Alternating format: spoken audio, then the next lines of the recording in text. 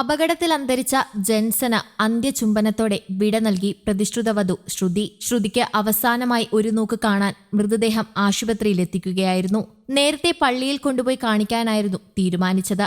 എന്നാൽ ശ്രുതിയുടെ മാനസിക ശാരീരിക അവസ്ഥ മോശമായതിനാൽ ആശുപത്രിയിലേക്ക് മൃതദേഹം എത്തിക്കുകയായിരുന്നു. 15 മിനിറ്റോളമാണ് ആശുപത്രിയിൽ മൃതദേഹം ദർശനത്തിന് വെച്ചത്.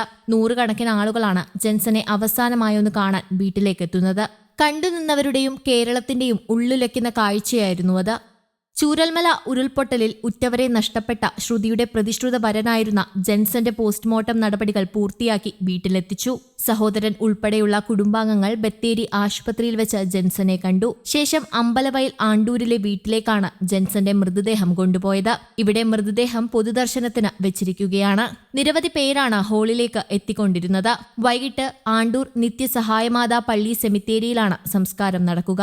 ജെൻസന്റെയും ശ്രുതിയുടെയും വിവാഹം നടക്കാൻ ദിവസങ്ങൾ മാത്രമുള്ളപ്പോഴാണ് അപകടമുണ്ടായതും ജെൻസൺ മരിക്കുന്നതും. ഉരുൾപൊട്ടലിൽ ശ്രുതിയുടെ അമ്മ സബിത, അച്ഛൻ ശിവണ്ണ, അനുജത്തി ശ്രേയ, അമ്മമ്മ എന്നിവർ മരണപ്പെട്ടു. അച്ഛന്റെ 2 സഹോദരങ്ങൾ ഉൾപ്പെടെ കുടുംബത്തിലെ 9 പേരെ ദുരന്തത്തിൽ നഷ്ടമായി. കോഴിക്കോട് സ്വകാര്യ ആശുപത്രിയിൽ അക്കൗണ്ടന്റായി ജോലി ചെയ്തു വരികയായിരുന്നു ശ്രുതി.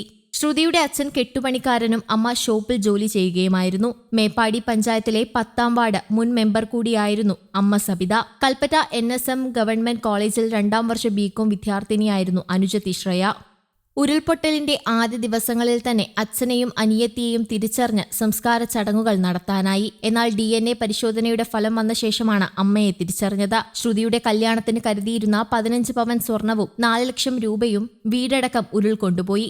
2 മതവിഭാഗങ്ങളിൽ നിന്നുള്ള ശ്രുതിയും ജെൻസണും സ്കൂൾ കാലം മുതൽ സുഹൃത്തുക്കളാണ്. ആ പ്രണയമാണ് വിവാഹ നിശ്ചയത്തിലേക്ക് എത്തിച്ചത്. ഈ ഡിസംബറിൽ നടത്താനിരുന്ന വിവാഹം ശ്രുതിയുടെ ഉറ്റവർ എല്ലാവരും ദുരന്തത്തിൽ മരണപ്പെട്ടതിനാൽ നേരത്തെയാക്കാൻ തീരുമാനിക്കുകയായിരുന്നു. കല്യാണം രജിസ്റ്റർ ചെയ്യാനായിരുന്നു ഇരുവർക്കും ആഗ്രഹം. കൽപ്പറ്റയിലെ വാഹനാപകടത്തിൽ ജെൻസന് ഗുരുതരമായി പരിക്കേറ്റ മേപ്പാടിയിലെ സ്വകാര്യ ആശുപത്രിയിൽ ചികിത്സയിലായിരുന്ന ജെൻസൺ ഇന്നലെ മരണത്തിന് കീഴടങ്ങുകയായിരുന്നു. ചൂരൽമല ഉരുൾപൊട്ടലിൽ അച്ഛനും അമ്മയും സഹോദരിയുമടക്കം 9 ഉറ്റ ബന്ധുക്കളെ നഷ്ടപ്പെട്ട ശ്രുതിക്ക് അടച്ചുറപ്പുള്ള വീടാണ് ഇനി തന്റെ സ്വപ്നമെന്ന് പറഞ്ഞ് പെൺകുട്ടിക്കൊപ്പം നിന്ന യുവാവിന്റെ ആഗ്രഹങ്ങൾ പൂർത്തീകരിക്കാതെയുള്ള മരണം കേരളത്തിനാകെ നോവായി മാറി. അമ്പലവയൽ ആണ്ടൂർ പരിമളത്തിൽ ജയൻ മേരി ദമ്പതികളുടെ മകൻ ജെൻസനാണ് വാഹനാപകടത്തിൽ മരിച്ചത്. ശ്രുതിയും ജെൻസനും ബന്ധുക്കളും സഞ്ചരിച്ച ഒമ്നി വാൻ ചൊവ്വാഴ്ച ദേശീയപാതയിൽ കൽപ്പറ്റ വെള്ളാരം കുന്നിൽ വെച്ചാണ് അപകടത്തിൽപ്പെട്ടത്. കൊടുവള്ളിയിലെ ശ്രുതിയുടെ ബന്ധുവീട്ടിലേക്കുള്ള യാത്രാമധ്യേ ഒമ്നി വാൻ സ്വകാര്യ ബസ്സുമായി കൂട്ടിയിടിക്കുകയായിരുന്നു. ജെൻസൺ ആയിരുന്നു വാൻ ഓടിച്ചത്. തൊട്ടടുത്ത സീറ്റിലായിരുന്നു ശ്രുതി. 15 മിനിറ്റോളം ഡ്രൈവിംഗ് സീറ്റിൽ ജെൻസൺ കുടുങ്ങിക്കിടന്നു. ഓടിക്കൂടിയവരും ഫയർഫോഴ്സും ചേർന്ന് വാഹനം വെട്ടിപ്പൊളിച്ചാണ് പരിക്കേറ്റവരെ പുറത്തെടുത്തത്.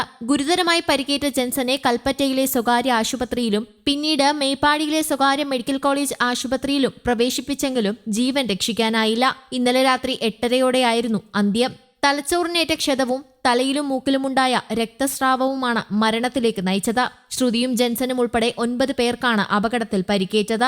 ഉരുൾപൊട്ടലിൽ മാതാപിതാക്കളും സഹോദരിയും അടക്കം 9 കുടുംബാംഗങ്ങളെയാണ് ശ്രുതിക്ക് നഷ്ടപ്പെട്ടത്. കൽപ്പറ്റയിലെ വാടക വീട്ടിൽ ബന്ധുവിനൊപ്പമാണ് ശ്രുതിയുടെ താമസം. വാഹനാപകടത്തിൽ 2 കാലുകൾക്കും പരിക്കേറ്റ ശ്രുതി കൽപ്പറ്റയിലെ സ്വകാര്യ ആശുപത്രിയിൽ ചികിത്സയിലാണ്. News desk Kerala Kaumudi.